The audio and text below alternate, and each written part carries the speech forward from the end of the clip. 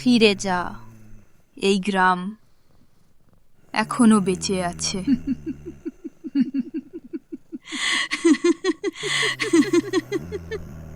এখনো চাইলে তুমি ফিরতে পারো, না হলে গল্পটা শুরু হচ্ছে। একই বকুল গাছ, কিন্তু ফুলে ভরা, চারদিকে লোকজন। বাচ্চারা খেলছে, মহিলারা কাঁথা সেলাই করছে, পুরুষেরা আড্ডা দিচ্ছে। মাথায় বেনি গাছের নিচে পড়ছে, পাশে ছোট ছোট বাচ্চারা। দিদি দিদি, আজকে আবার গুদামের লোকটা এসেছিল, আবার বোঝাচ্ছিল কত লাভ হবে। আমি সব বুঝি না রে, কিন্তু নদীর ধারে এত কেমিক্যাল রাখা ঠিক না। হাওয়া দিয়ে জল দিয়ে সব ছড়িয়ে যায়। আমাদের জমি, মাছ, গরু কেউ ঠিক থাকবে না। একটা কাঁচা রাস্তা, পাশে বড় টিনের গুদাম ঘর। সামনে একটা লোক, সুরটাই না, কিন্তু শহুরে চালচলন, মোটা গলা, নাম দেবেশ। শোনো মঞ্জরি, বেশি বুদ্ধি ঝাড়ো না। আমরা সরকারের লাইসেন্স নিয়ে কাজ করছি। এই কেমিক্যাল দেশে ইনকাম বাড়াবে, বুঝছো? লাইসেন্স থাকলে সব ন্যায় হয়ে যায় নাকি? বাচ্চাদের স্কুলের একদম পাশে রাখছেন, নদীর ধারেও। না বাতাসের চিন্তা, না বৃষ্টির চিন্তা। তোমরা গ্রামের লোক, তোমাদের মাথায় এত কিছু ঢোকে কিভাবে ভাবি? তোমার মতো 2-4 জন যদি চুপচাপ থাকতো তাহলে কাজ এগোতো।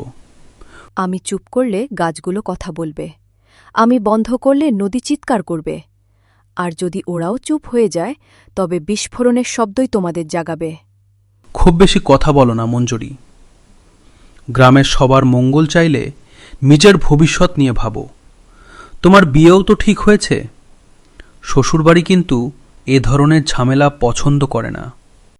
যদি সত্যি কথা বলা ঝামেলা হয়, তাহলে ঝামেলা করেই বাঁচব। চল এইখান থেকে।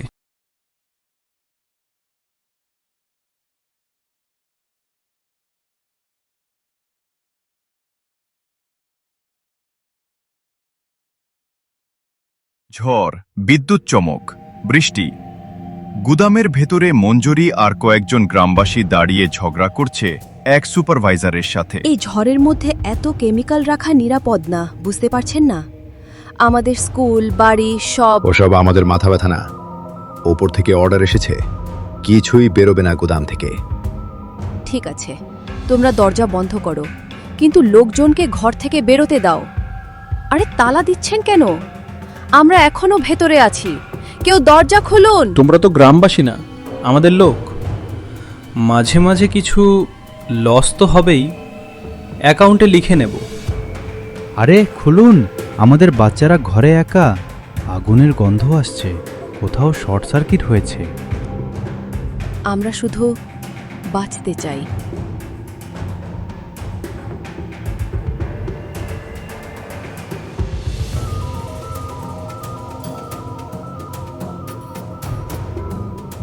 ভূতগ্রামে আত্মাদের ভিড়, আবার বর্তমান। গুদামের পোড়া ধ্বংসাবশেষ। হঠাৎ চারপাশে ফিসফিস, কান্না, কাশি। ছোট বাচ্চার কণ্ঠ শোনা যায়। আমার ছেলেটার হাতটা কোথায়? আমি কি এখন কাজ থেকে ছুটি পাবো না? মা, ধোঁয়া লাগছে, আলোটা কেন এত কম? এরা সবাই এরা বকুলডাঙ্গার গ্রামবাসী, দুর্ঘটনায় মরেছে। আর যারা পরের দিন রেগে গিয়ে নদীতে ঝাঁপ দিয়েছিল, নিঃশ্বাস ফেলার আগেই যাদের ঘর ভেঙে পড়েছিল, তাদের সবার কণ্ঠ এখানে আছে। দেহ নেই, কিন্তু গল্প আছে। তোমরা কেন এখনো এখানে আটকে আছো? কারণ যারা আমাদের কণ্ঠ বন্ধ করে দিয়েছিল, তাদের মুখ আজও খোলা। তারা আজও শহরে ভালো চাকরি করে, বড় বাড়িতে থাকে, অন্য গ্রামে আবার নতুন গুদাম বানায়। কেউ জানেই না এখানে কি হয়েছিল। খবরের কাগজে 2 দিন লেখা হয়েছিল, দুঃখজনক দুর্ঘটনা, ব্যাস। দুর্ঘটনা নাকি পরিকল্পিত মৃত্যু? রুদ্র ধীরে ক্যামেরা ঠিকঠাক করতে থাকে। হঠাৎ ক্যামেরা আবার কাজ করতে শুরু করে। স্ক্রিনে রেকর্ডিং সাইন জ্বলে ওঠে। আমি সব রেকর্ড করব। তোমাদের কণ্ঠ, তোমাদের গল্প, তোমাদের যন্ত্রণা আমি নিয়ে যাব বাইরের জগতে। আমার চ্যানেলে হয়তো লাখ লোক নেই, কিন্তু যারা আছে ওরা চোখ বন্ধ করে থাকতে পারবে না। তুই পারবি? ভয় পাবি না? ব্লক হয়ে যাবে না? যারা এত মানুষকে চুপ করিয়ে দিয়েছে তারা তোর মতো একজন ইউটিউবারকে বাঁচতে দিবে? ভয় তো লাগেই জানো, কিন্তু তনয়া আছে, ও সত্যি নিয়ে লিখবে। আর আমি যদি আজ কিছু না করি, তাহলে বছর 10 পর আমার গ্রাম, আমার শহরও আরেকটা বকুলডাঙ্গা হয়ে যাবে। আমাদের কেউই জীবনে ক্যামেরার সামনে কথা বলতে পারিনি। মাইক সবসময় অন্যদের হাতে ছিল। আজ কেউ যদি আমাদের পক্ষে ক্যামেরা ধরে, তার ওপর আর কোনো অভিশাপ দেব না, শুধু আশীর্বাদ। এখন গভীর রাত, আকাশে কালো মেঘ, মাঝে মাঝে বিদ্যুৎ। রুদ্র স্টোরি শুট করছে, তার চোখে ক্লান্তি, কিন্তু ভেতরে আগুন। রাত যত গাঢ় হচ্ছে ততই কণ্ঠ বাড়ছে, কিন্তু আমার ভেতরের ভয় কমছে।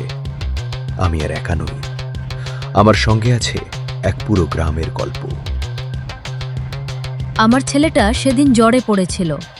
আমি ভোরে ওকে কোলে নিয়ে ডাক্তার আনতে বেরোবো বলে শুয়েছিলাম একটু। বিস্ফোরণের পর চোখ খুলে দেখি ও আর আমার কোলে নেই, শুধু আমার পেটের কাছে একটা পোড়া কাপড়। তুমি এই গল্পটা সবাইকে শোনাবে, যাতে কোনো মা আর কোনো লাভের গুদামের পাশে অভিমানে ঘর না বানায়। আমরা ভেবেছিলাম গুদাম হলে কাজ পাবো, কেমিক্যাল সব বিক্রি হলে জমির ফলন বাড়বে, কিন্তু শেষ পর্যন্ত আমাদের জমি, আমাদের গরু, আমাদের শ্বাস সব ওই কেমিক্যালে ডুবে গেল। শেষ রাতে শুনেছি দেবেশবাবু বলছিল, কিছু লস না হলে লাভ টের পাওয়া যায় না। আমরা কি তবে শুধু লসের অঙ্ক ছিলাম? আমি মারা যাওয়ার আগে ভাবছিলাম বিয়ে, সংসার, স্বামী এসবের হয়তো আর দরকার নেই। যদি কেউ আমাদের কথা শুনতো তাহলে একটা গ্রাম বেঁচে যেত। এভাবে মরতে হলো বলে আমার আত্মা আজও শান্তি পায়নি। যদি তোর ক্যামেরায় মুখ দেখতে পায় লোকজন, তাহলে হয়তো একদিন শান্তি আসবে। হঠাৎ কোথা থেকে এক অদ্ভুত পুরুষ কণ্ঠ। এইসব ফালতু নাটক বন্ধ করো। তুমি এখানে যা করছো তা আইন বিরুদ্ধ। আপনি কে? তোমাকে যা করার ছিল হয়ে গেছে। এখানে থেকে আর রেকর্ড করতে দেওয়া হবে না, উপরওয়ালাদের আদেশ। ওপরওয়ালা মানে সরকার, নাকি সেই দেবেশ আর তার গ্যাং? নাম ধরে ডাকো না। আমার কাজ শুধু ভিত্তিহীন গুজব ছড়ানো, মানুষের মুখ বন্ধ রাখা। আবার আমাদের মুখ বন্ধ করতে এসেছে। আগুনে পুড়িয়ে ফেলেছিল তখন। এবার কি জলে ডুবিয়ে মারবে? লোকটার চেহারা ঝাপসা থেকে ধীরে ধীরে পরিষ্কার হয়ে ওঠে, দেবেশের মতো। তুমি তো দেবেশ, তুই মরেও শান্তি পাইনি, এখানেও আবার মুখ বন্ধ করতে এসেছিস। লাভ লোকসানের হিসাব এখানেও আছে মঞ্জুরি। যদি এ ছেলে সব ফাঁস করে দেয়, তাহলে ওপরের ওরা আমাকে শান্তিতে থাকতে দেবে না। আমি একা মরেছি গ্রাম পুড়িয়ে, এবার আরেকটা প্রাণ নিয়ে গেলে হয়তো হিসাব মিলবে। আমাকে ছাড়ো।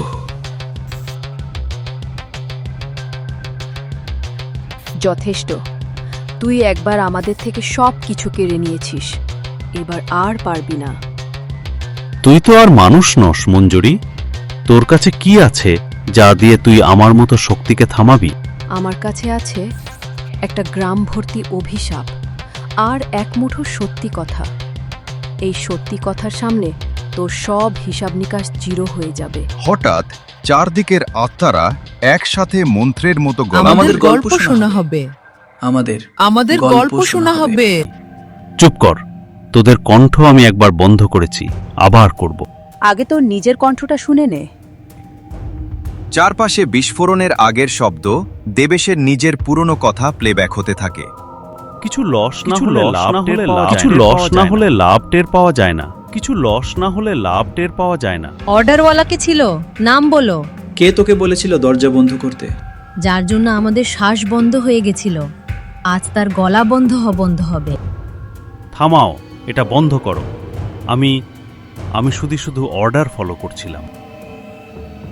দেবেশের মুখ থেকে বিকট চিৎকার বেরোয়, কুয়াশা ভেঙে যায়, তার শরীর ধীরে ধীরে ধুলো হয়ে মাটিতে মিশে যায়। এটা কি শেষ হয়ে গেল? শুধু এক দেবেশ শেষ হলেই সব শেষ হয় না। তবে আজ থেকে এই গ্রামে আর কেউ তোমার গলা চেপে ধরতে পারবে না রুদ্র। আস্তে আস্তে ভোরের আলো ফুটছে, পাখির ডাক খুব মৃদু। গ্রামের ধ্বংসাবশেষ এখনো আছে, কিন্তু বাতাসে আগের মতো বোঝা ভার নেই। গাইজ, যদি তোমরা এই ভিডিওটা দেখো তবে বুঝে নিও আমি বেঁচে গ্রাম থেকে বের হতে পেরেছি, কিন্তু বকুলডাঙ্গার মানুষগুলো এখনো এখানে আছে। ওরা কোনো ভয়ঙ্কর ডাইনি না, সিনেমার ভিলেনও না। ওরা আমাদের মতোই মানুষ, যাদের গল্প আমরা কখনো শুনিনি। এই গাছের নিচে দাঁড়িয়ে আমি প্রতিশ্রুতি দিচ্ছি, এই ভিডিও তনয়ার কাছে পাঠাবো, ও নিউজ বানাবে। আমি তোমাদের নামগুলো, তোমাদের মুখগুলো রিসার্চ করে বের করব, এবং প্রতিটা গল্প ইউটিউবে, সোশ্যাল মিডিয়ায় যত জায়গায় পারি ছড়িয়ে দেব। গল্প পৌঁছে দিও রুদ্র, যতদিন কেউ আমাদের কথা মনে রাখবে। এই ভূতগ্রাম শুধু ভয় দেখাবে না, সবাইকে সতর্কও করবে। তুমি কি এবার যেতে পারবে? হয়তো পুরোপুরি না, কিন্তু আবছা ধোঁয়ার মতো এই গ্রামে ঘুরে বেড়ানোর বদলে আজ আমি একটু হালকা বোধ করছি। তুমি যেদিন শেষ ভিডিও আপলোড করবে, কমেন্ট সেকশনে যদি কেউ লিখে আমরা তোমাদের অন্যায় ভুলব না, সেদিন হয়তো সত্যি চলে যাব।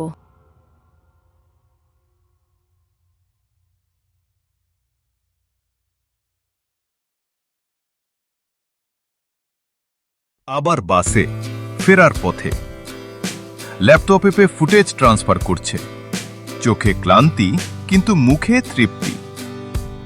তনয়ার কল আসে। হ্যালো, তুই ঠিক আছিস? নেট এখন পাচ্ছিস তো? ঠিক আছি, অনেক কিছু দেখেছি, আর অনেক কিছু বদলে গেছে। তুই ভিডিও পাঠানো শুরু কর। আমি আজই এক্সপ্লোশন, লাইসেন্স, দেবেশ সব নিয়ে ফলো আপ শুরু করছি। চান্স আছে, অনেক লোকের গদি কাঁপবে। ভালো, যদি তারা আমাকে থামাতে চায়। তার আগে আমরা লিংক সব জায়গায় ছড়িয়ে দেব। তুই একটা কথা মনে রাখ, সত্যি পুরোপুরি মারা যায় না, ঠিক যেমন ভূতও পুরোপুরি হারিয়ে যায় না। সত্যি আর ভূত আজকে মনে হচ্ছে দুটো একসঙ্গে হাঁটে। তুই আবার দার্শনিক হয়ে গেলি নাকি? আচ্ছা, পরে সব ডিটেইল বলবি। এখন রেস্ট নে, hero YouTuber.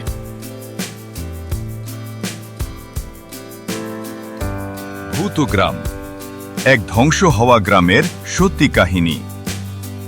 বাকুলডাঙ্গা ghost village documentary. Progress bar uploading 78%, 100%, processing. আমরা প্রায়ই ভাবি ভূত মানেই সাদা শাড়ি, রক্তজল চোখ, রাতের অন্ধকার।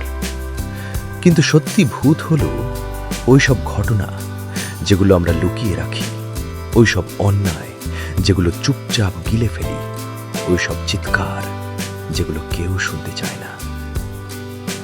বকুলডাঙ্গা একটা গ্রাম না, একটা সতর্কবার্তা। স্ক্রিনে ভিউ কাউন্টার উঠছে, কমেন্টগুলো স্ক্রিনে ভাসছে। এটা কি সত্যি ঘটনা? আমার নানার গ্রামে নাকি এমনই এক দুর্ঘটনা হয়েছিল। দায়ীদের বিচার চাই। মঞ্জুরি, আমরা তোমাকে ভুলব না। তুমি এই ভিডিওটা দেখেছো মানেই তুমিও এখন এই গল্পের অংশ।